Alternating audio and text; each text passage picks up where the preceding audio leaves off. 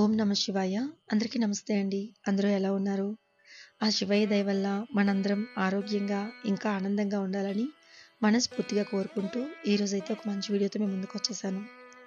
July 13వ తేదీ సోమవారం. అత్యద్భుతమైన రోజండి. 200 సంవత్సరాల్లోని 9 సార్లు మాత్రమే ఇలాంటి రోజులైతే వచ్చాయి.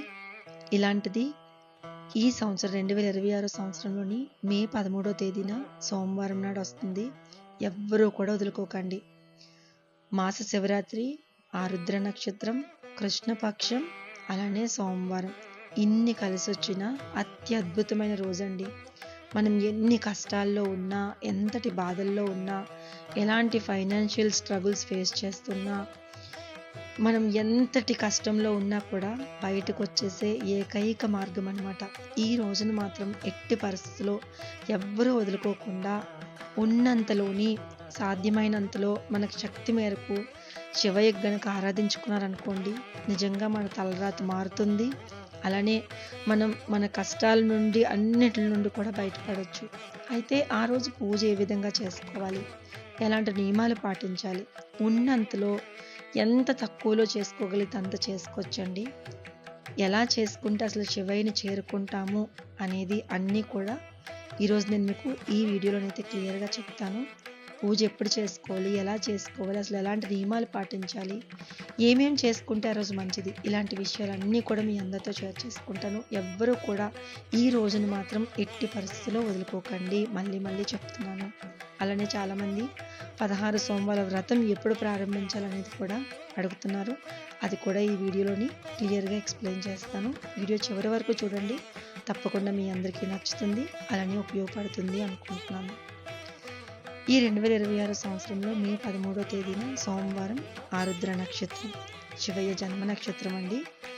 ఆరుద్ర నక్షత్రం, కృష్ణపక్షం, మాస శివరాత్రి, సోమవారం అన్నీ కలిసి వచ్చాయి. దగ్గరలో ఉండే శివాలయానికి వెళ్ళండి, అభిషేకం చేయించుకోండి. వీలైతే ఒక రాగి చెంబుతో నీళ్ళు పట్టుకెళ్ళి మనంతలో మనమే శివయ్య మీద పోస్తే చాలా మంచిదండి. బోలాశంకరుడు పొంగిపోతాడు తండ్రి. నిజంగా మన జీవితాన్ని నిజంగా మారుస్తాడండి. ఎంతటి కష్టంలో ఉన్నా బయటకు తీసుకొచ్చేస్తాడు. అలానే నందీశ్వరుని అభిషేకం చేయించుకోండి. మాస శివరాత్రి రోజు నందీశ్వరుని అభిషేకం చాలా మంచిదండి. మీ దగ్గరలో ఉన్న ఏ గుడిలో అయినా సరే నందీశ్వరుని అభిషేకం చేస్తారు. వెళ్ళి నందీశ్వరుని అభిషేకంలో పాల్గొనండి, లేదా చేయించుకోండి. శక్తి ఉంటే కనుక ఖచ్చితంగా చేయించుకోండి, చాలా మంచిది. తర్వాత కాలభైరవ స్వామి గుడికి వెళ్ళండి. కాలభైరవ స్వామి గుడికి వెళ్ళి గుమ్మడి దీపం కానీ కొబ్బరి దీపం కానీ వెలిగించండి, చాలా మంచిది. అది కూడా లేదు ఇదేమీ కాదు అని అనుకుంటే కనుక ఇంట్లో పూజ చేసుకోండి.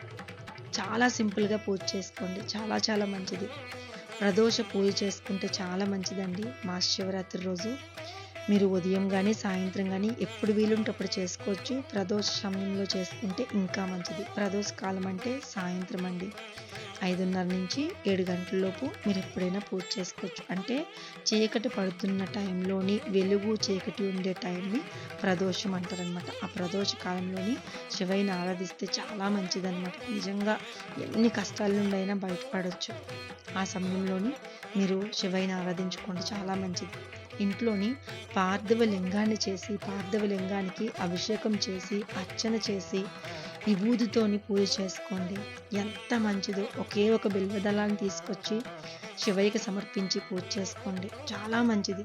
పుట్టమన్ను, ఒరిజినల్ పుట్టమన్ను మీకు ఎక్కడైనా దొరికితే కనుక ఒరిజినల్ పుట్టమన్ను తీసుకొని వచ్చి చక్కగా శివయ్యని చేసుకొని, వీడియో క్లిప్పింగ్లో చూపించాను. మనకి ఎలా వస్తే చక్కగా అలా చేసుకోవచ్చండి. మనకి రాదు అని ఏం లేదు, శివయ్య మొత్తం మనకు వచ్చినట్లుగా చేసేస్తారు. ఇంతకుముందు నేను కూడా సరిగ్గా చేయలేకపోయేదాన్ని, ఇప్పుడు చక్కగా చేసుకోగలుగుతున్నాను. మనకు రాదు అని ఏమీ ఉండదండి, శివయ్య దగ్గరుండి చేయిస్తారు. పార్థివ లింగంతోని పూజ చేసుకోండి, చాలా చాలా మంచిది. శివయ్య పటం పెట్టుకొని చక్కగా పూలు అలంకరించుకొని పుట్టమన్ను తెచ్చుకొని, పుట్టమన్నులో కొంచెం పసుపు, కుంకుమ, అలానే చందనం, విభూది, తర్వాత కొంచెం అత్తరు, కొంచెం తేనె కలిపి, కొంచెం పాలు వేసి, రోజ్ వాటర్ కూడా వేసి చక్కగా కలుపుకొని పార్థివ లింగాన్ని చేసుకోండి. పార్థివ లింగానికి చక్కగా బొట్టు పెట్టుకొని లింగానికి అభిషేకం చేసుకోండి వీలైతే, లేదా అర్చన చేసుకోండి, చాలా మంచిది. కాలభైరవ అష్టకాన్ని చదవండి, చాలా మంచిది. అల్పాహారం తీసుకోండి. తర్వాత వచ్చేసి సాత్వికమైన భోజనం తినండి. ఎవరిని ఏమి అనొద్దు. ఆ రోజు వరకైనా సరే పోనీ ఎవరిని ఏమి అనకుండా, ఎవరి కోసం ఏది మాట్లాడకుండా చక్కగా శివయ్య ధ్యానంలో ఉండండి. చాలా మంచిది. వీలైతే గనక శివాలయానికి వెళ్ళండి. శివాలయానికి వెళ్ళి శివయ్యని దర్శనం చేసుకోండి, దీపారాధన చేసుకోండి, అర్చన చేయించుకోండి, అభిషేకాలు చేయించుకోండి. ఈ రోజును మాత్రం ఎట్టి పరిస్థితుల్లో కూడా వదులుకోకండి. ఒక్క బిల్వదళం సమర్పించి శివయ్యకి అలా కోరుకున్నా కూడా నిజంగా శివయ్య అని అంటే చాలు, ఆయన వింటారు, మన బాధలన్నీ చూస్తారు, వాటన్నిటి నుండి బయటపడేస్తారు. ఎలా బయటకు వస్తామో మనకు తెలియదండి. పార్థివ లింగంతో చేసిన పూజ మాత్రం అత్యద్భుతం. నిజంగా మన జీవితం ఖచ్చితంగా మారి తీరాల్సింది. అత్యద్భుతం. మీరు చేసుకోండి, ఒక్కసారి చేసి చూడండి. నిజంగా ఆ మార్పు అనేది స్వయంగా మనం చూస్తాము. మన చుట్టూ ఉండే టాక్సిక్ మొత్తం పోతుంది, శత్రునాశనం అయిపోతుంది. మనల్ని ఎవరైతే చెడు కోరుకుంటున్నారో ఖచ్చితంగా వాళ్ళకి ఆ చెడు వీళ్ళని ఎందుకు ఇలా అన్నానా అని పశ్చాత్తాప పడే రోజు ఖచ్చితంగా శివయ్య తీసుకొస్తాడు. అలానే మన ఇంట్లోకి అంత మంచి జరుగుతుంది, మన ఆరోగ్యం బాగుంటుంది. ఖచ్చితంగా ఆ రోజైతే మాత్రం చేసుకోండి. అంటే పార్థివ లింగం చేసిన తర్వాత పార్థివ లింగాన్ని మరి ఏం చేయాలని చెప్పి మీలో చాలామందికి డౌట్ ఉంటుంది. పార్థివ లింగాన్ని ఇంట్లో పెట్టుకోండి. 3 నెలల్లోపు ఒకవేళ మీరు ఎక్కడైనా పుణ్యస్నానాలకంటే గోదావరిలో కానీ, కాశీలో కానీ, శ్రీశైలంలో కానీ అలా ఏదైనా పుణ్య నదులు ఉంటే కనుక పుణ్య నదుల్లోని నిమజ్జనం చేసేయండి. లేదా వాటర్లో డైల్యూట్ చేసి మన మొక్కల్లో ఏదైతే ఉంటుందో ఆ మొక్కలో పెట్టి వేసేయండి. లేదా ఆ శివలింగాన్ని అలా తీసుకెళ్ళి తులసికోటలో పెట్టేసి ప్రతిరోజు నీళ్ళు పోస్తే అలా అదంతా కూడా మళ్ళీ నార్మల్గా మట్టిలో కలిసిపోతుంది. చాలా మంచిదండి, చేసుకోండి. ఏం కాదు, ఎవరైనా చేసుకోవచ్చు లేదో అనే అనుమానంతో కంటే కూడా చేసుకుంటే మంచి జరుగుతుందని మాత్రం గట్టిగా అనుకొని చేసుకోండి. చాలా మంచిది. పుట్టమన్నతో శివలింగం వీళ్ళే చేయాలి వీళ్ళు చేయకూడదని ఏమీ లేదండి, ప్రతి ఒక్కరు కూడా చేసుకోవచ్చు. అలా ఆ రోజునైతే మాత్రం ఎవ్వరూ వదులుకోకుండా అందరూ కూడా పూజ చేసుకోండి, శివయ్యని ఆరాధించుకోండి. చాలా మంచిది.